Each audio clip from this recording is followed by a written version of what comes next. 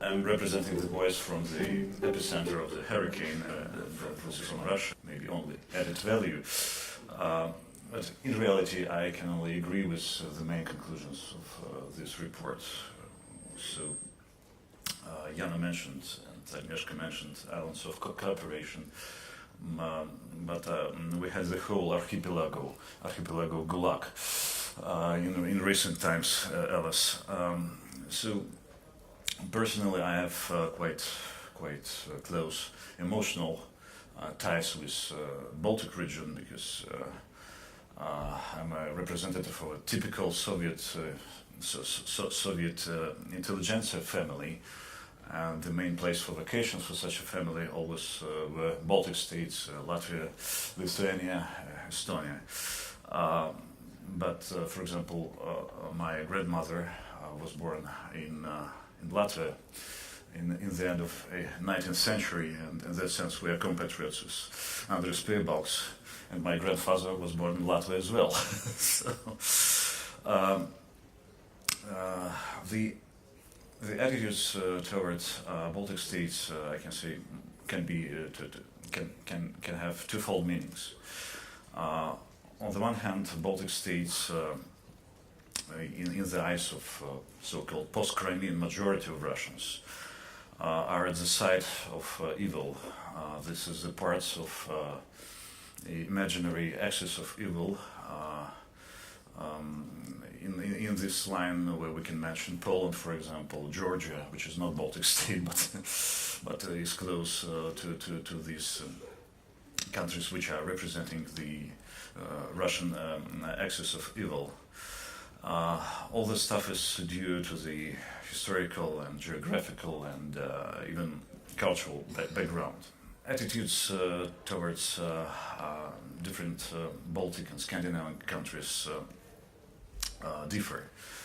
For example, the attitude towards Finland is other one, because Finland is a place for vacations of Russians, for Russian middle class, and in that sense, this middle class has a very special attitude towards Finland. This is kind of a Europe, but it looks like the attitude towards Baltic states in Soviet times. This is our Europe, but not real Europe in reality. And another kind of attitude is to Sweden, for example, because Sweden, this is an example of order. This is an example of such a mythological good socialism for Russians, and until now, I can say. So, and comparing with the rate of hatred towards European Union as a whole, towards USA, Sweden is in a much more better position. But since the time of annexation of Crimea, since March 2014, even the attitude towards Sweden is decreasing and increasing the rate of discontent with Sweden.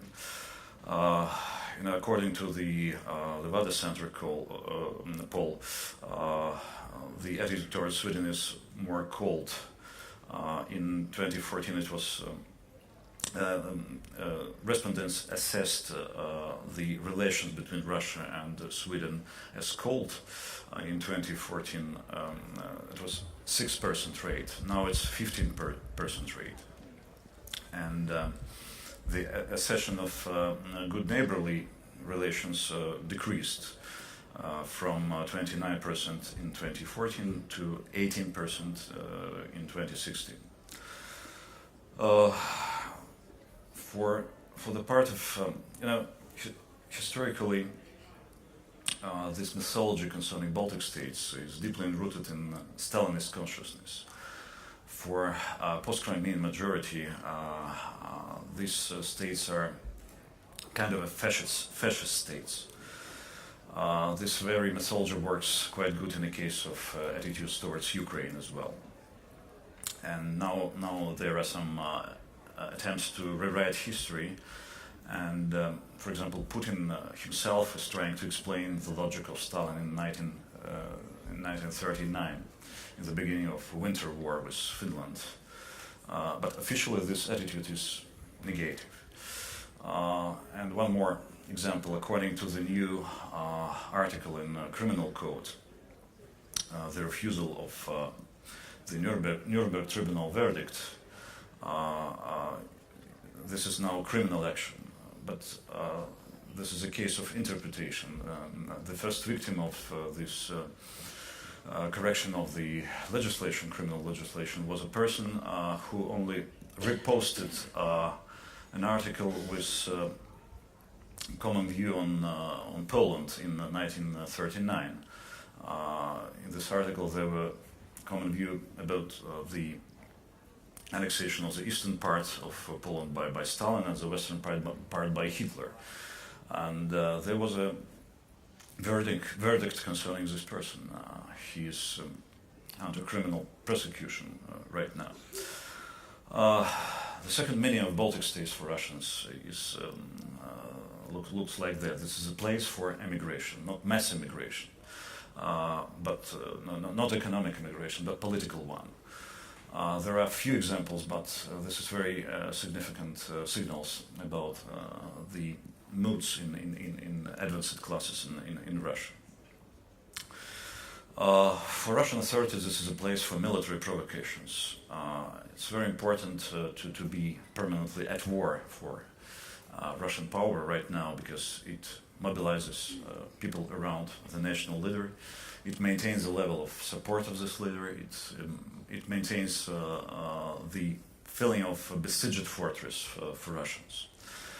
And I can say that Russia not only startled their own population, Russia experts fears to the West, and the perception of these fears is quite good for Putin, because the West is exaggerating the might and strengths, military strengths, political strengths of Putin. Putin's Russia, I mean Putin's elites. In reality, Russian Federation is not ready to offense, is not ready to attack Baltic states, Finland, something like that. For Putin elites, this is lost territory, and territories with very, very weak non-military influence in reality, without any kind of soft power, significant soft power. In that sense, Sweden could be quiet as well. I remember, maybe you know, this report which was made by some prominent former diplomats on demand of Finnish foreign ministry. Among authors were Mats Bergqvist and René Nyberg, former ambassador to Russia, and they are naming this process non-engagement in NATO as a smoking without inhaling. In my opinion, this is right strategy, because otherwise the West will have inevitable backlash from Putin, because the principle tit for tat is deeply encoded in modern Russian policy, Putin's policy. We must differ, I agree, Russian society and Russian state. So, what about the future? I can't see any signs of possible rapprochement with the West and the Baltic states in the nearest future. But in reality, I believe in kind of a regeneration of relations between societies. And in that sense, I agree with your conclusions. The problem is that all the regeneration has some barriers in the law concerning so-called foreign agents. When you are feeding somebody in civil society in Russia, it is harmful for the recipients of this help, this financial and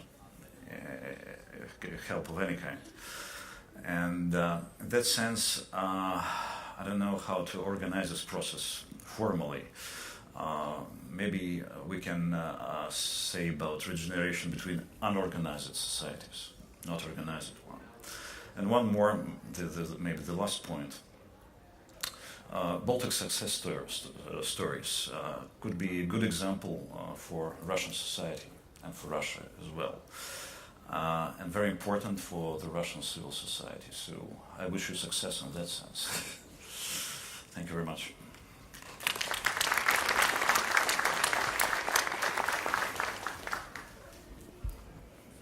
Thank you very much indeed, Andris Kolesnikov, for that perspective. We shall get back to how some of those, you had two constructive notes at the end. We shall see if we can build on those as we move into our discussion part. But thank you very much.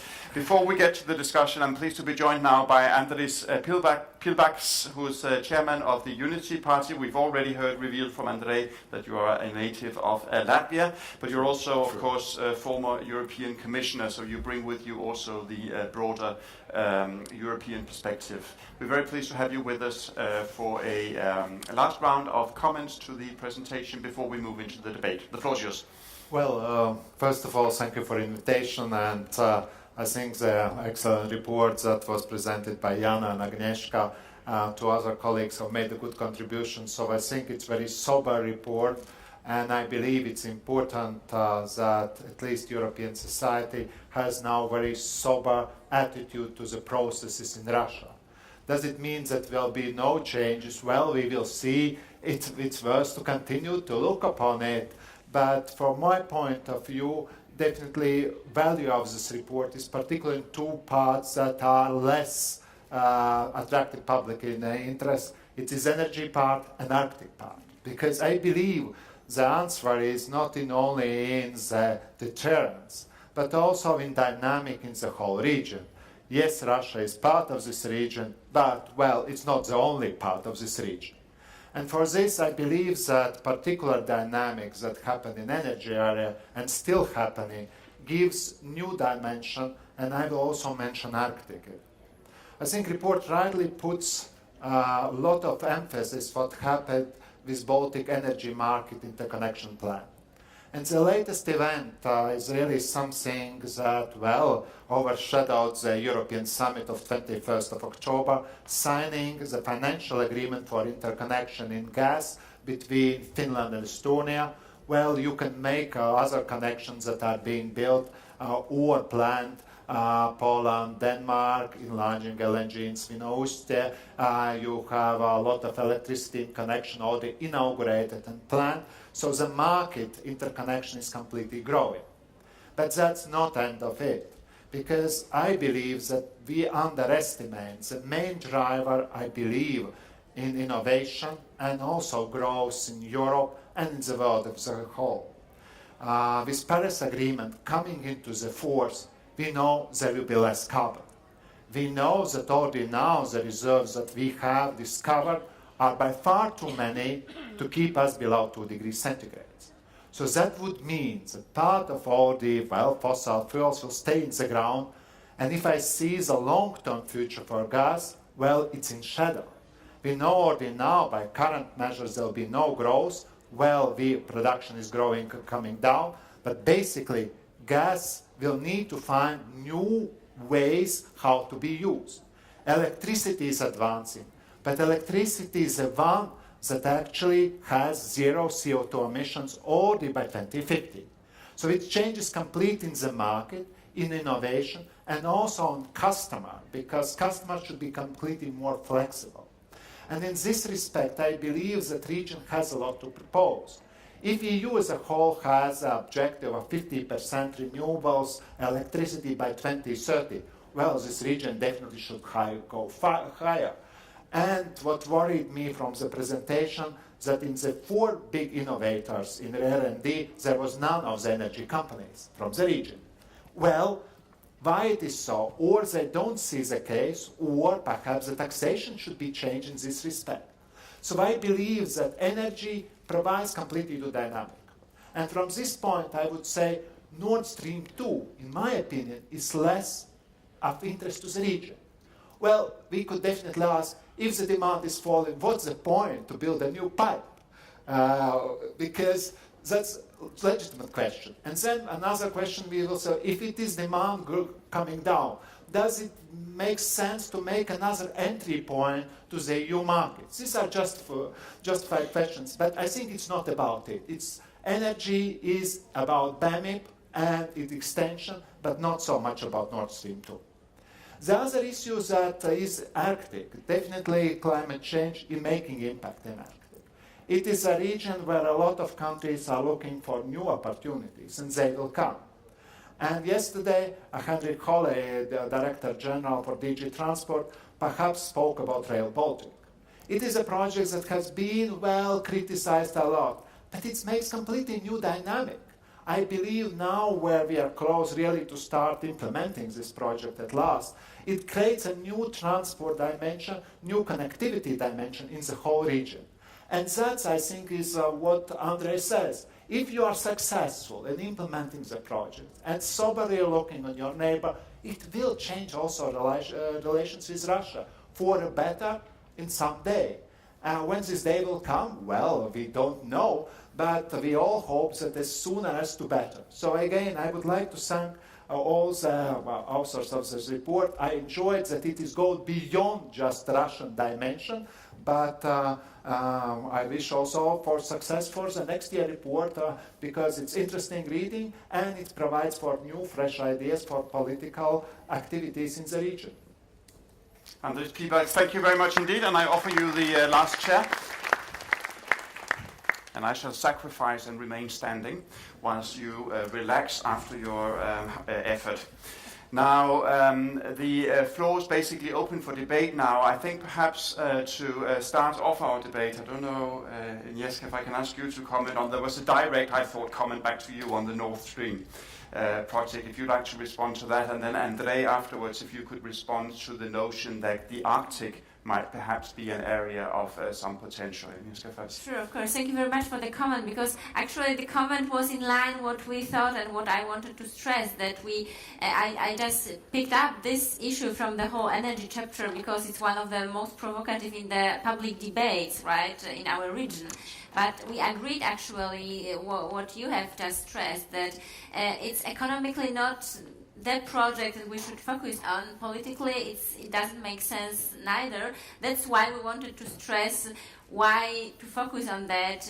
As Jana has said before, in Germany there are some supporters, some big supporters of the project. So that was rather the reason we picked it up, just to stress, well, maybe we should go further and think about further projects. And my colleague who wrote the chapter on energy stressed also some electricity issues that are important in the energy market, some other projects that should be developed. So the Nord Stream was rather the anti-example, what we shouldn't focus on, but of course that the public debate is focused rather on this one. Thank you for clarifying. Andrei, let's hear from you. The Arctic, we heard Andris mention as perhaps an area with some potential. Do you concur? I don't know nothing about economic potential of Arctic region in the context of this relation between the West and other Arctic countries and Russia. Some Finnish diplomats said me in Moscow that there are some connections, there were some connections even with the head of Security Council, Patrushev. But there were no conversation between 2 sides or 3 sides or 4 sides on these issues. And for the moment, Arctic, on the one hand, this is the source of Russian political mythology, Stalinist mythology, because it was glorious past in Arctic. And the second point is that this is the space for more or less small or big military provocations in the air, in some territories, and so on. In that very sense of mobilizing this so-called post-Crimean majority around the leader. And the Arctic territory is the next territory for this kind of tension. Alice. Well, Alice. Now, Jana, I'd like to bring you in, and then we have the first contribution from the floor. I'd like to comment on the Arctic, because I think it's really a fantastic article in our report, and Anne-Sophie Dahl I think, a Swedish researcher living in Denmark, if I'm correct, but she's Danish and Swedish at the same time. And she makes very interesting research there because she compares the Baltic Sea region and the Arctic region. And her starting point is, why is cooperation quite successful? Why is it so calm in the Arctic? And could that be a role model for the Baltic Sea region? And when she looks deeper into the topic, she says it's not so calm after all in the Arctic, because she writes about this military build-up and about also a new Russian approach towards this region, identifying it as a main strategic area where Russia has really great interest and is ready to defend them. And this is stated also publicly, and she warns actually, like Andrei said, that this could be a future point of escalation and that it's maybe not so calm in the Arctic after all anymore. Thank you. Andris, quick response? Well, I see a bit differently on it. I think in the previous panels there was this venture capitalist saying, well, everything bad in Europe, and then the next speaker said, well, you say something is bad, something good, but you can build on both, and that you make forward. And I think what happens in Arctic definitely is that the ice is melting. So there will be more traffic, there will be more shipping. It's obvious that it will happen. Yes, it will not be perhaps in easy political climate, but it will change dynamic. And that's why I'm saying that traditionally we thought north-south has no future direction in transport. Let's always think east-west. And I'm saying, well, we shouldn't forget east-west, but north-south makes sense. It's completely different dynamic. Climate change, activity, it's not will stay as sustainable development goals. It is legally binding and with revision mechanism. Carbon should be cut down. So again, for Rail Baltic, it's less carbon in the whole system. So it is a driver of change, and it's perhaps not very spectacular. Nord Stream 2, Turkish Stream, we can analyze. But Nord Stream 2, it doesn't matter in reality what we are looking. 55 BCM, and what? If there will be no demand, what you will do with this? So it will be some stranded assets in the Baltic Sea.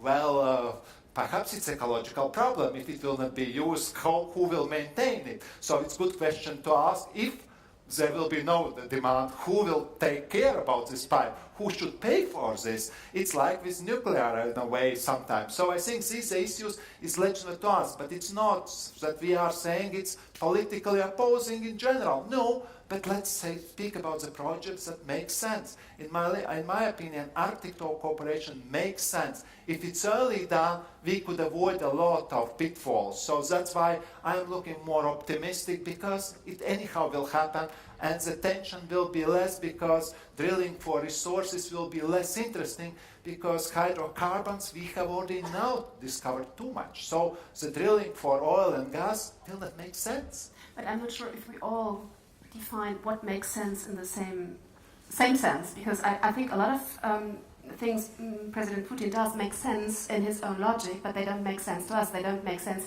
economically. It's a total disaster, the Russian foreign policy economically, but it makes sense if you have just different interpretations of sense. Well, I'm mostly not thinking about from his point of view, so that's not exactly the point I have had in mind. We can allow ourselves today to think about issues from our own point of view. I think that's legitimate. And as participants in the Baltic Development Summit, we are faced with a big question in this session, which is what will it take for Baltic Sea cooperation to survive in the light of these new realities we've had portrayed? And so please, feel invited to bring your perspective.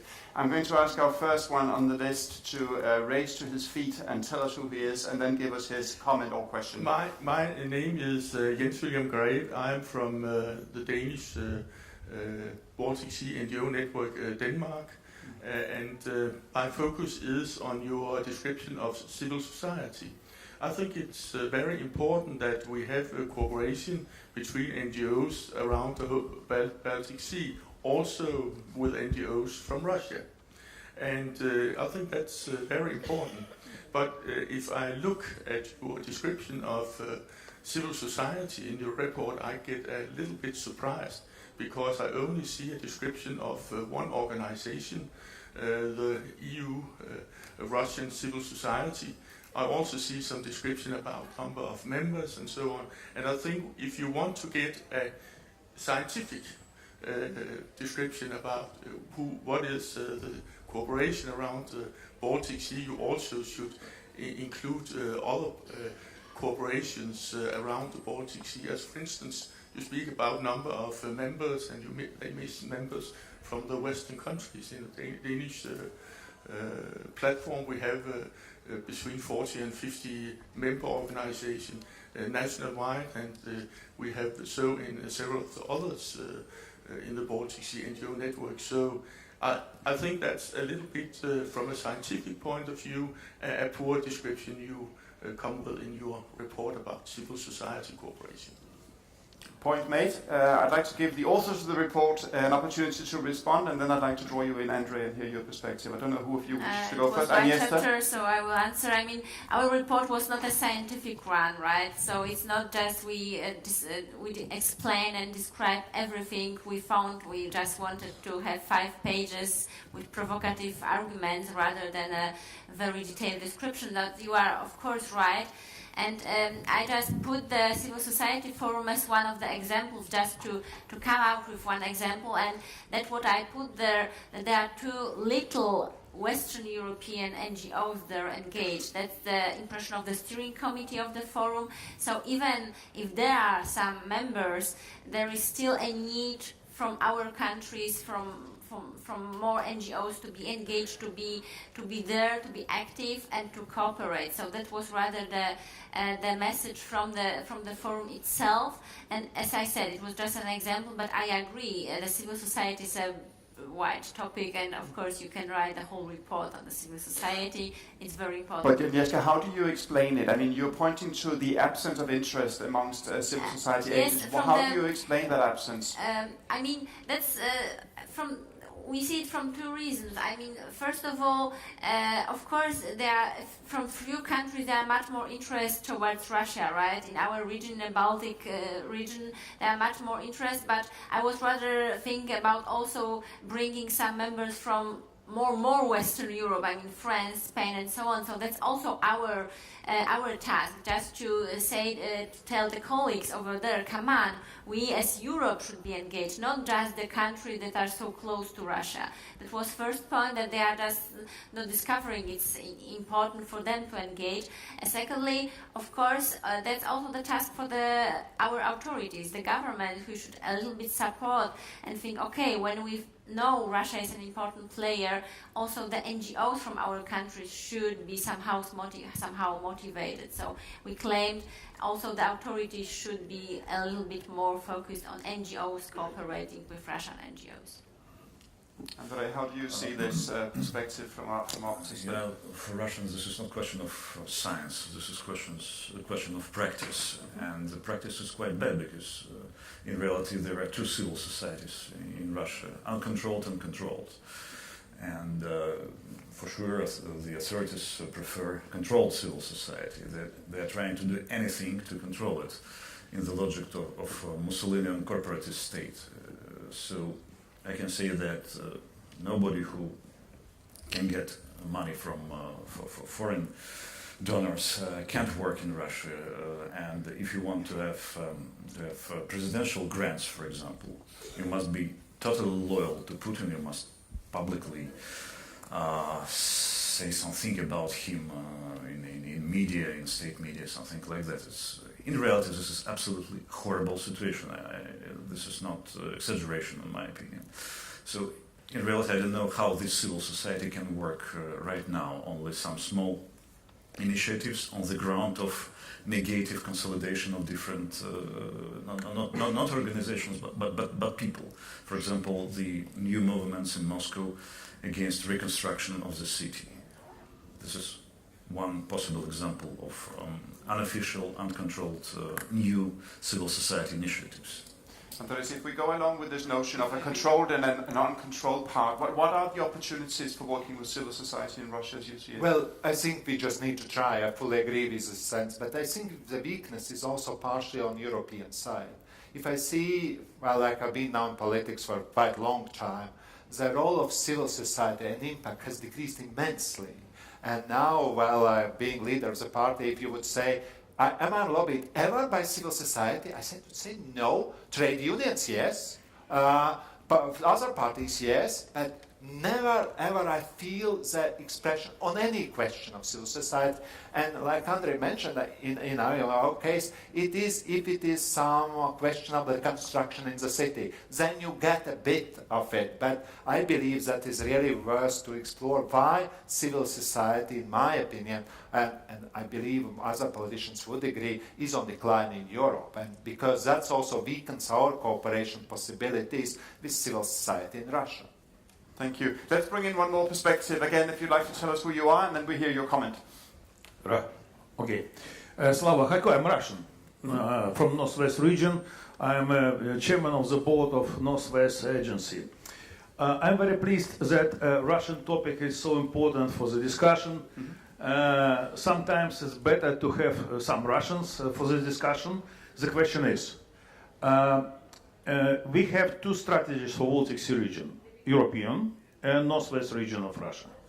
Is it time to have unique strategy, let's say as a part of the common economic space from Lisbon to Vladivostok? Thank you. Well, I don't know, Andris, if you perhaps, I know you no longer hold a position in the European Commission, but drawing on your experience, I if you'd think like we to should work on realities. At some stage, I will speak with smaller thing. At some stage, during Chubai's time, we have had the idea really to get electricity market common. And the reforms in Russia actually advanced faster. But then they stalled, there is no political willingness, and we stay where we are. So I believe it's a lot of depends on the development of economic cooperation, on the pace of reforms in Russia, particularly in energy sector. And if its energy sector is not somehow getting more in conformity, it's very difficult to speak about other areas. And if we see also economic integration, Eurasian Union goes in one direction, and EU is going not exactly in the same, I would say. So it's not bad political notion, I agree, I talked about it. But if we see realities, we have not the slightest precondition for moving in this direction. Sure. Any other responses from the participants? Otherwise, we have time for one more question from the floor. I saw a hand. Obviously keen to keep me fit. Can I invite the assistance of my fellow participants here as the microphone reaches the gentleman in the brown jacket who will tell us who he is, and then we hear his comments. Yes. Thank you very much. I'm also happen to be Russian. And your name? And my name is Igor Kapirin. I happen to be from the Foreign Ministry. I understand that it is, as it was said, the ex officio, but believe me, that the presentation as it was done now is a perfect argument for Russians not to cooperate, not to look into Europe. And the real situation is different. I say real situation because I'm working with the regional and territorial cooperation. Now, for those who are in the Commission now is preparing 7 agreements with Russia to promote cross-border cooperation. We entered the Baltic Sea region program with our own money to be all together and to solve these problems. But it would be interesting for me to read and to discuss this marginal report, and I stress this word, marginal report, with my colleagues in Moscow, even from the civil society or from academia. You are helping to those who do not want to cooperate with Russia, to be, with Europe, in Baltic, in other regions, in the north, in Arctic. If you were present at the recent huge conference in Russia on Arctic, you should have seen that Americans, Canadians, all those who are really for Arctic issues say that there are no military interests in the area, that there are a lot of things that can be done and developed through this good cooperation. But this report, and I'm very sad to say it, is anti-cooperation report. Thank you. Thank you. Your point is made, and let's give firstly the authors of the report an opportunity to respond, and then final remarks from our panel, and then we round up. Jana? Are you, in fact, making cooperation more difficult?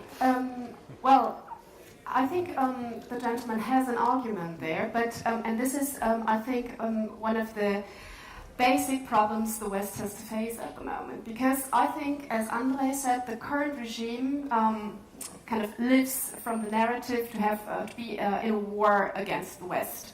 So, and this is also true when it comes to the sanctions. So, if we impose sanctions and if we kind of build up our military on our side as well, it's always interpreted by Russia as an offense, as a threat to Russia, and is that we don't want cooperation. And this is just simply not true because, I mean, whatever we do in the West, whether we offer dialogue or not, it's always interpreted by the government at the moment. So our report, yes, gives munition to those in Moscow saying, "Oh, see, that they think it's we are the evils and it's difficult to cooperate with us." But at the same time, I think whatever we would have written, it would have been interpreted in this direction by the majority. Thank you. Agnieszka, let's hear your perspective. Is there a risk here that whatever you say, it can be used for either purpose? Unfortunately, yes. That's why we stress so much that, first of all, you should listen to the Russians and understand that the way of thinking is different. And we need to understand that and come very well prepared to negotiations, to talks. And we should talk, of course. But of course, that's the challenge, that we don't understand each other. But there are still possibilities of cooperation. I will stick to that, what we wrote. Andrei, do you agree with this notion that sometimes putting out a situation analysis can be detrimental? No, I agree in the sense that I believe in any cooperation with small organizations, inter-border connections, and so on and so on. It works really, but it doesn't make the real atmosphere in Russia today. And the value of this report is that the authors differ Russians and Russian society and Russian state and Russian authorities. And this is the main value. It's not understandable in the West in some cases. And because of that, I can say that this report is pro-cooperative, not against cooperation. Andris, you will have the final word. Is this detrimental or is this promoting cooperation when you state things this way? Well, if people start to discuss and then get interesting in the report, it's all the success. If everybody agrees what stands in the report, then it's failure, because that means that the report was, well, not really well done. So I think it is good to hear different opinions of the report, and it's important to note them. But what I believe, I think the headline, will this Baltic cooperation or Baltic region cooperation dialogue? No, answer is definitely not. There are always new perspectives, there are difficulties, but we should really to see where the positive developments are. And as I mentioned, in energy sector, there have been huge steps forward that could not be noted a couple of years ago. And there will be more scientific cooperation, there will be more communications, there will be opportunities. And, well, if we will differ on some political points, serious political points, well, it's not at the end of the day. So the world is getting more complicated today as it used to be. So that's true. So on this notion of some prospects for cooperation in areas like energy, we end and conclude this session with a big thank you to all of our 4 panelists. Thank you very much indeed.